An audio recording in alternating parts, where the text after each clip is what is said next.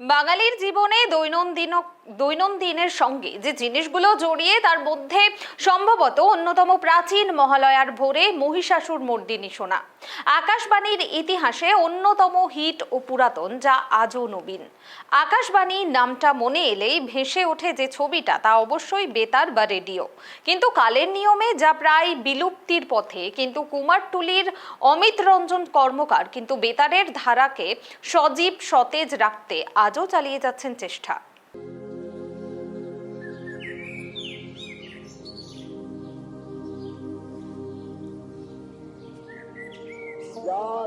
অগ্নিবরণী ত্রিনয়নী সকল মোহনাশিনী মাগো, তুমি জাগো। আজ শরতের আকাশে বাতাসে তোমার মঞ্জিরধ্বনি ধ্বনিত হয়ে উঠেছে দিকে দিগন্তে।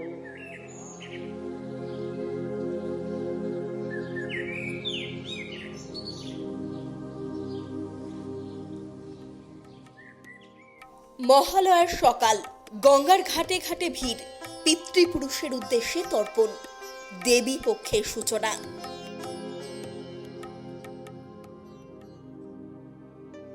কোথাও কি কিছু না বলা থেকে যাচ্ছে? শারদীয়ার সূচনা অসমাপ্ত মনে হচ্ছে কি? হওয়ারই কথা, কারণ 1932 সাল থেকে শুরু হওয়া মহিষাসুর মর্দিনী যে আজও অমলিন, বাঙালির জীবনের সঙ্গে অন্তরঙ্গ হয়ে গেছে।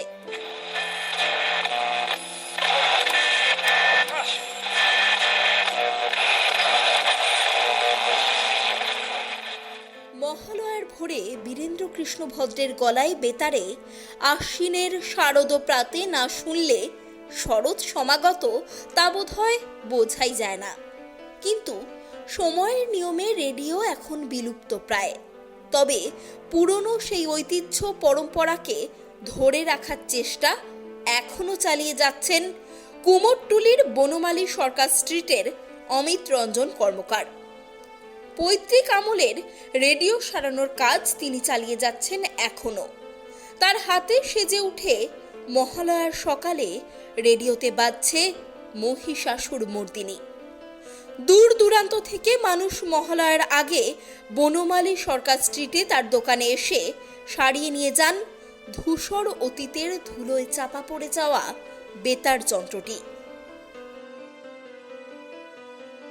রেডিওটা অনেকদিন থেকে খারাপ হয়েছিল, ভেবেছিলাম ওটা ফেলেই দেবো। চলে এলাম, খোঁজ করতে করতে করতে ওনার দোকানটা বার করে। এখানে উনি খুব ওয়েল নন দেখলাম, মানে রেডিওর দোকান বলতে সবাই আঙুল দিয়ে দেখিয়ে দিচ্ছে এই দোকানটা। তা আমি চলে এসেছি, এসে দিয়ে গেলাম, পরশু বুধবারে দিয়ে গেছি, আজকে রেডি হয়ে গেল। আগামী মহালয়ার অনুষ্ঠানটা আমি ভালো করে শুনবো আশা করছি। 1967 সালে কুমোরটুলির ভেতরে বনমালী সরকার স্ট্রিটে রেডিও মেরামতের একটি দোকান তৈরি হয়েছিল। কুমোরটুলিতে যেখানে মৃৎশিল্পী সমন্বয় কমিটির অফিস, তার পাশেই শান্তিরঞ্জন কর্মকারের সেই দোকান আজও আছে। শান্তিরঞ্জনই অমিত রঞ্জনের বাবা। কুমোরটুলিতে সারা বছর অল্প কাজ আসলেও মহালয়ার 1 মাস আগে তার ব্যস্ততা বেড়ে যায়। অর্ধ শতাব্দী ধরে কুমোরটুলিতে যিনি একাই বিলুপ্ত প্রায় রেডিও নামক যন্ত্রটিকে অসীম মমতায় যত্নে বাঁচিয়ে রেখেছেন। কারোর কাছে তিনি রেডিও ম্যান, তো আবার কারোর কাছে রেডিও কাকু। আমার দোকান 67 বছরের দোকান, বাবা শান্তিরঞ্জন কর্মকার, লেট। হ্যাঁ, রেডিওতে এক সময় খুবই কাজ করেছি, তবু যুগের পরিবর্তনে রেডিও মাঝখানে কমে গিয়েছিল। 2005-এর মানে 2001 সাল থেকে 2010 রেডিও এখন কিছু শোনা বন্ধ হয়ে গেছিল। এখন তারা যেই কাস্টমার আসে, তারা অনেক সত্যিভাবে প্রয়োজনও পাল্টে গেছে, তো সেই সব ছেলেমেয়েরা অনেকে তাদের মতন পরিচিত হয়ে গেছে, তারা আমার কাজ দেয়। সারা বছরই আমার কাজ, তবে মহালয়ার 2 মাস আমাকে ভীষণ কাজ বলতে নেই, মহালয়া প্রচুর কাজ দেয়। এই বছর আমার প্রতি বছর আমার রেকর্ড ভাঙে। 2023-এ আমি একদিনে 42টা রেকর্ড, 2022-এ 38টা রেকর্ড রেডিও ডেলিভারি একদিনে।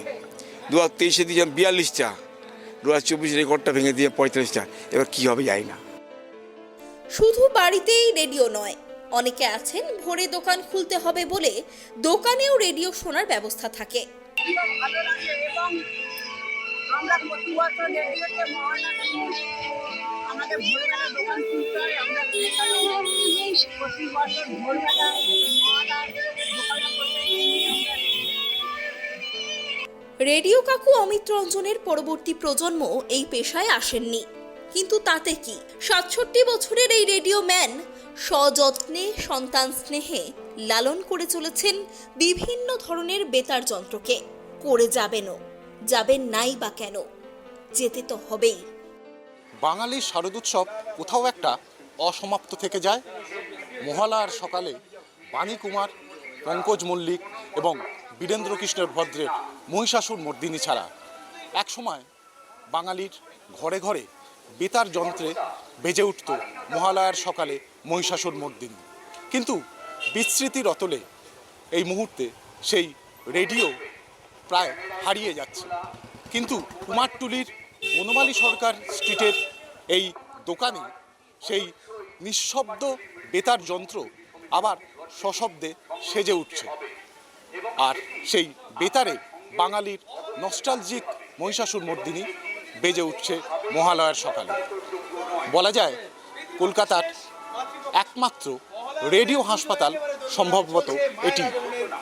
ক্যামেরায় দেবরাজ দত্তের সঙ্গে ত্রয়ন চক্রবর্তী, সাইট টিভি বাংলা।